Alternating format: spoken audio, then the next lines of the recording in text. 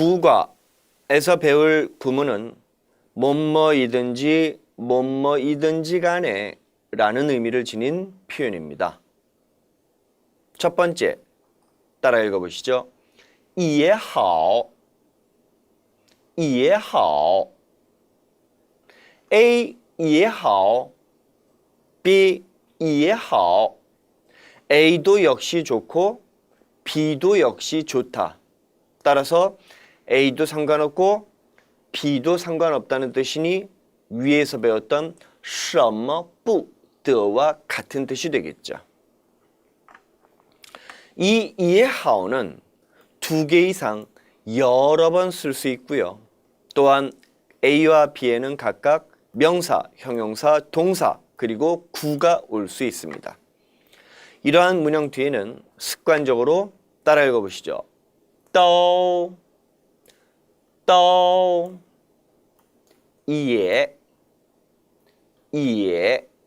가 함께 옵니다. 예문 보시겠습니다. 名胜也好风景区也好我们都该去一趟 다시 한번 名胜也好风景区也好我们都该去一趟 명승지도 좋고 풍경구 즉 관광지도 좋으니 우리는 한번 가봐야 한다. 우리는 명승지라고 하지만 중국어는 이처럼 명성 짝수로 쓴다는 것 주의하십시오. 또한 뒤에 나오는 이 탕이란 단어는 함께 엮어서 설명을 드릴까 합니다.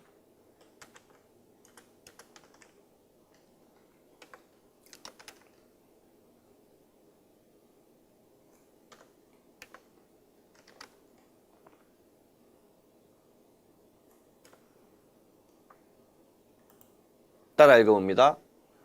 次回탕 변 다시 한번 次回탕 변 모두 번, 차례, 회라고 번역이 되는 양사지요. 즉 숫자, 수량을 나타내는 단위 명사가 되겠습니다. 그런데 이 정확하게는 네 단어죠. 네 단어는 분명한 차이가 있어요.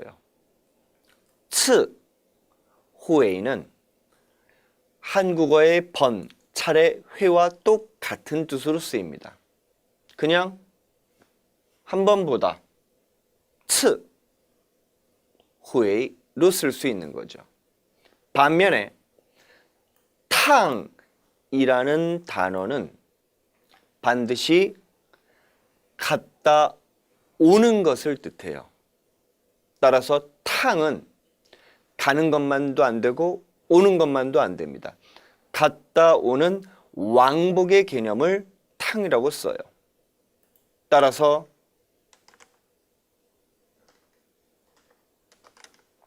이렇게 기억하시기 바랍니다. 따라 읽습니다. 来去一趟 来去一趟 오고 가는 걸 한번 탕이라고 쓴다라고 기억하세요. 变 이变은 책을 읽을 때에 주로 많이 쓰는데요.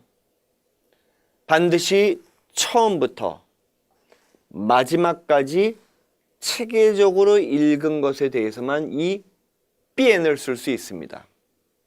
책을 보는데 뒤적뒤적 보고 대충 보고 덮는다면 이것은 변이라고 쓸 수 없어요.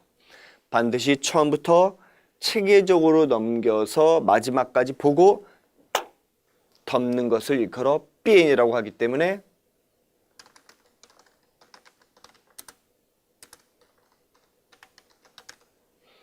이렇게 표현할 수 있겠죠. 따라 읽습니다.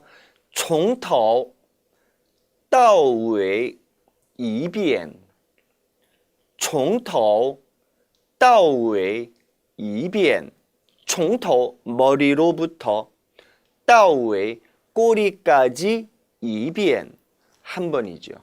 처음부터 끝까지 완전히 통달했을 때를 遍으로 쓸 수 있다는 얘기입니다. 잘 구분하시기 바랍니다. 따라서 我们该去一趟 하면 우리가 한번 갔다 와야 한다라는 표현으로 해석해야겠죠. 두 번째, 等半天也好等一整天也好我们都要报到 다시 한번 等半天也好等一整天也好我们都要报到 반나절을 기다려도 좋고 한나절을 기다려도 좋으니 우리는 모두 도착 보고를 해야 합니다.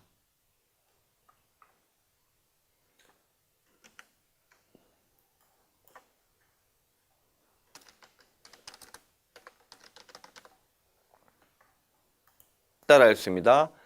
报名报名报到报到 报名은 이름을 거는 거니까 신청하다고요. 报到는 도착했다고 보고하는 것이죠. 따라서 报名과 报到는 전혀 개념이 다릅니다.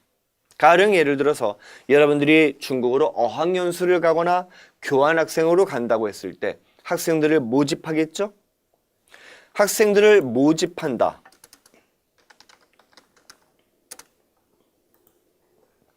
따라했습니다. 招生 招生 招라는 것은 손으로 부르는 거죠. 불러 모으는 거예요. 누구를? 生, 学生을 뜻하죠. 따라서 학생들 모집을 할 때 이때 여러분들이 가서 저 갈래요 하고 신청하는 것을 报名이라고 합니다. 반면에 이제 여러분들이 중국에 가면 제일 먼저 해야 될 게 뭐예요? 그 학교를 가야 되죠? 가서 서류 봉투를 들고 제출하면서 저 왔습니다. 도착했습니다라고 보고를 하는 것. 이거를 报到라고 하는 것입니다.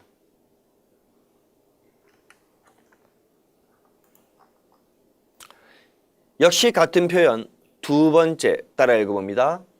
也罢也罢 A도 역시 그럴 따름이고 B도 역시 그럴 따름이다. 그만이다 라는 뜻이죠.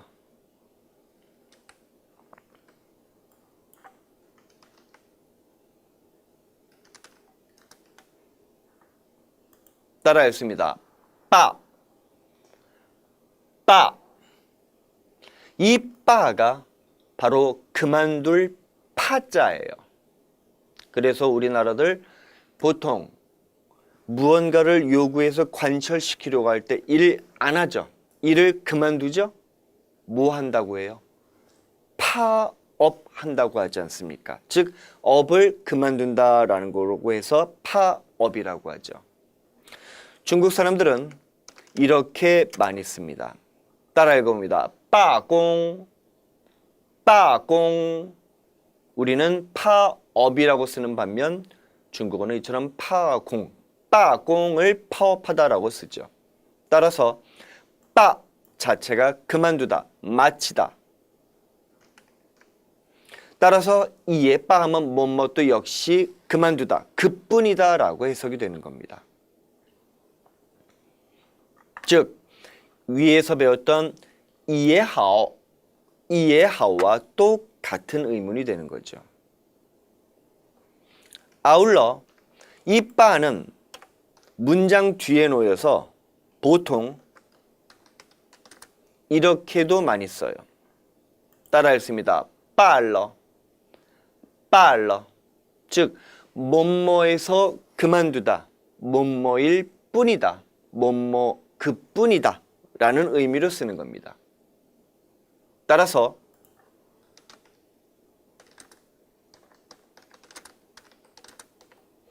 他是学生罢了 해버리면 그는 학생일 뿐이다 라는 뜻이 되는 거예요. 이 빨러와 같은 의미로 쓰이는 것이 바로 다음 단어입니다. 따라했습니다. 얼리, 얼리. 얼리는 역시 빨러와 똑같이 뭐뭐일 따름이다. 그런데 빨러는 주로 거의 구어체로 많이 쓰이는 반면 얼리는 원言, 문원체로 많이 씁니다. 즉 말을 할 때는 빨러, 반면에 写作, 쓸 때는 얼리라고 더 많이 쓰는 거죠. 의미는 똑같습니다. 예문 따라 읽어봅니다. 长得帅也罢不帅也罢我都要嫁给他了 다시 한번 长得帅也罢不帅也罢我都要嫁给他了长得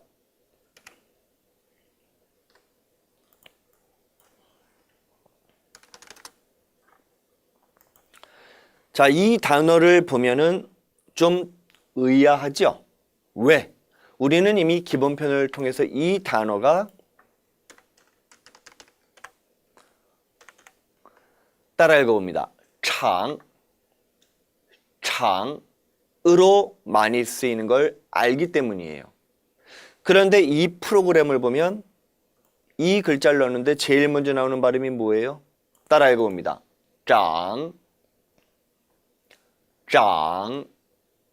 삼성으로 발음된다는 겁니다. 즉, 이 글자는 장, 두 가지 발음을 지닌 포인즈, 또인즈임을 알 수 있는데 왜 이 프로그램에서는 자주 쓰이는 장이 아니라 장 발음으로 나올까요? 이 점에 대해서 여러분들이 한번 생각해 보실 필요가 있다는 겁니다. 이 단어는 길장자인데 여러분들 옛날 사람들이 처음에는 말을 못했죠. 동작으로 대화를 나눴다가 서서히 말을 하기 시작했습니다. 그리고 그 말이 점차 발전해 옴으로써 오늘날의 표현을 할 수 있는 지경에 이른 건데 이제 여러분들이 생각해 보세요. 이제 막 표현을 하기 시작했을 때 가장 먼저 필요한 언어는 오늘날의 품사를 기준으로 나눴을 때 뭘까요? 명사일까요? 동사일까요? 형용사일까요? 부사일까요? 명사죠. 왜? 사물을 얘기해야 되니까. 따라서 가령 예를 들어서 배고프면 밥 먹어야 되죠? 그럼 밥을 먹자라는 표현을 할 때 가장 먼저 시작된 건 밥이라는 명사라는 겁니다. 밥. 이래도 대충 알아듣는다는 거죠. 따라서 언어체계상 가장 먼저 만들어진 품사는 명사가 되는 겁니다. 그 다음이 뭘까요? 동사입니다. 먹자, 먹다 이렇게 하면 알아는 듣는 거죠. 따라서 두 번째 만들어진 품사는 동사입니다. 그 다음에 형용사, 부사 등등을 만들므로써 언어를 더 풍부하게 하는 것이죠. 그럼 여러분들이 생각해 보세요. 장, 이 단어는 잘하다라는 의미의 동사고 장, 이성으로 발음되는 이 단어는 길다라는 의미의 형용사입니다. 그럼 장이라는 단어가 먼저 나왔을까요?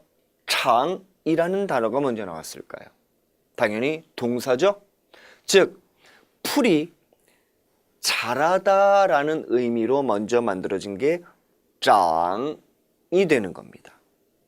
그럼 거기에서 파생된 것이 자라는 것은 처음에는 요만했다가 이만해지는 거니까 짧은 것에 비해서 길다라는 개념도 생긴 거죠. 그래서 장, 형용사인 길다라는 의미가 나중에 생긴 거예요. 따라서 이 단어의 제일 기본적인 의미이자 발음은 따라 읽어봅니다. 장, 장. 그런 다음에 필요에 의해서 만들어진 품사, 형용사가 바로 장, 장이 되는 거죠. 전형적인 포인즈, 뚜어인즈가 되겠습니다. 혹시 까먹었을까 봐 제가 다시 한번 말씀드릴게요.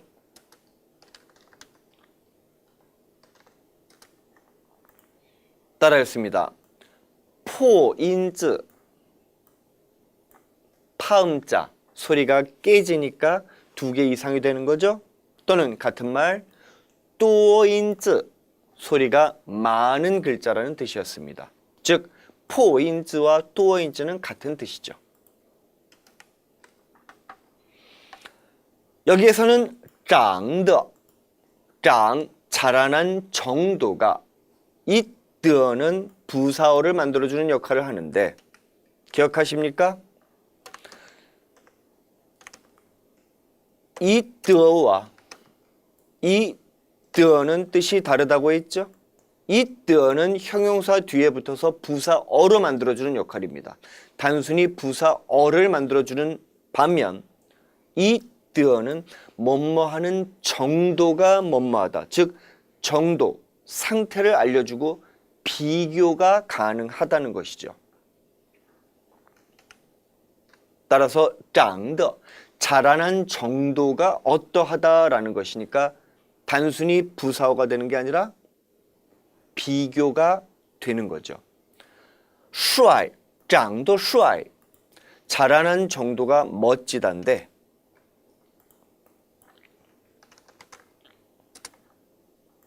따라했습니다. 帅, 帅. 이 帅는 원래는 장수 숫자죠. 즉 말을 타고 진두지휘하는 사람입니다. 장수, 장군이죠. 그 뒤에 보병들이 와 하면서 쫓아가겠죠. 그럼 제3자인 사람들이 봤을 땐 누가 멋있겠어요? 뒤에서 장수를 쫓아가는 보병들이 멋있겠어요? 앞에서 진두지휘하면서 무찌르는 장군이 멋있겠어요? 그러니까 장수는 멋있다, 帅라는 의미로 파생된 겁니다. 따라서 오늘날 형용사 帅는 멋지다, 멋있다라는 의미로 쓰이죠. 또한 이 帅는 때로는 영어의 nice와 같은 의미로 쓰일 수도 있습니다. 가령 예를 들어서 여러분들이 미워하는 친구가 복도를 걸어가다가 미끄러져서 넘어졌어요. 그럼 아이 쌤통이다, 아이 시원해. 이때 영어로 nice라고 쓸 수 있죠. 바로 중국어로 帅라고도 할 수 있는 거죠. 잘생겼다, 帅. 말을 멋지게 한다, 帅. 다 쓸 수 있습니다.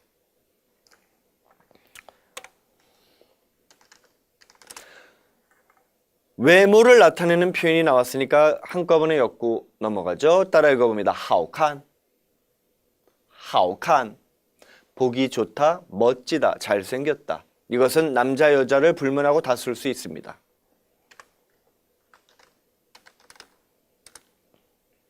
따라 읽습니다. 피아오량. 피아오는 사성으로 여기에서는 발음이 돼야 되죠.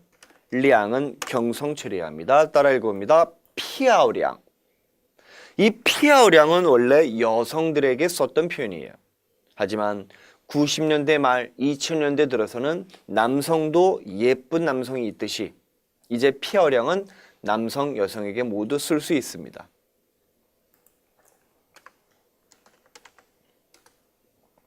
따라했습니다. 매일이, 매일이 미려하다.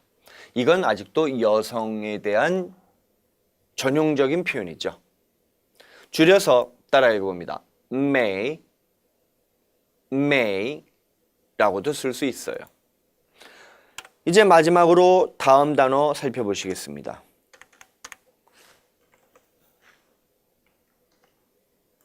따라 읽어보시죠. 쿠. 이 쿠는 참고로 다음 단어에서 나온 쿠입니다. 따라 읽어봅니다. 잔쿠.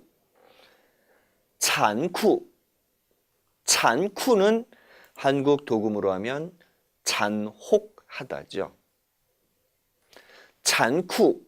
그런데 중국인들은 이 잔쿠의 쿠를 단독으로 쓰기도 합니다. 쿠. 종종 앞에 하오를 많이 붙이죠. 와, 타 하오 쿠아. 타 하오 쿠. 하오는 매우라는 뜻입니다. 이때 쿠는 잔혹, 잔쿠의 쿠가 아니라 바로 영어를 음력한 인이가 돼요. 즉 영어에 쿠를 음력한 단어가 되겠습니다. 따라서 와, 니 하오 쿠 하면은 영어로 하면 오, 니 so cool, 멋지다라는 의미로 쓰게 되는 거죠.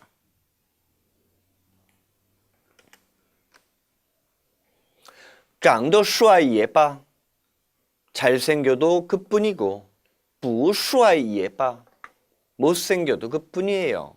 我都要, 나는 할 거예요. 嫁给他了.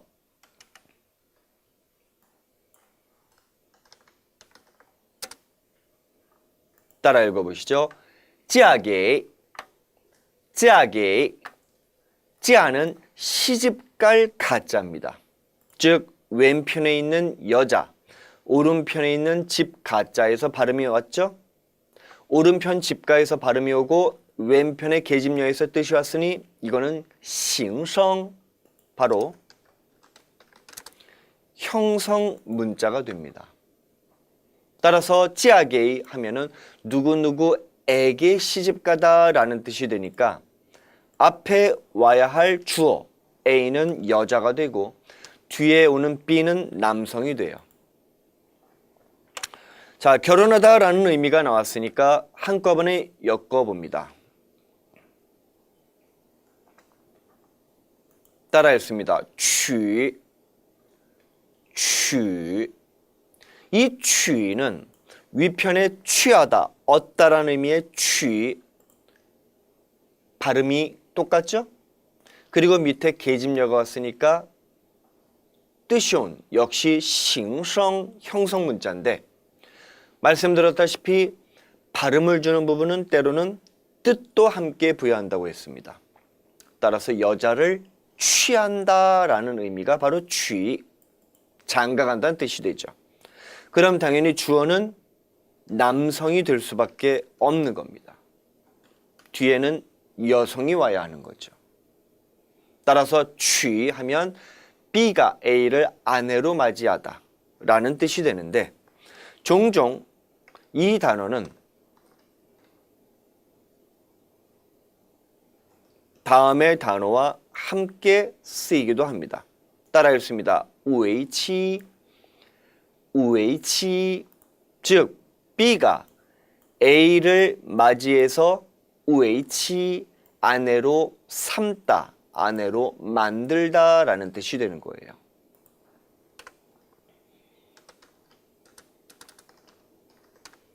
마지막 따라 읽습니다. 건, 结婚. 다시 한번 건, 结婚. 뭐뭐와 뭐뭐가 결혼하다 라는 뜻이 되죠. 이때 A 건 B로 해도 상관없고요. 또는 B 건 A라고 해도 상관이 없겠죠. 왜? 누구와 누구가 결혼하다는 건 동등한 입장이기 때문에 굳이 남성, 여성을 구별해 줄 필요가 없는 것입니다. 이처럼 결혼하다라는 표현은 세 가지로 정리할 수 있으니까 함께 잘 기억해 두시기 바랍니다.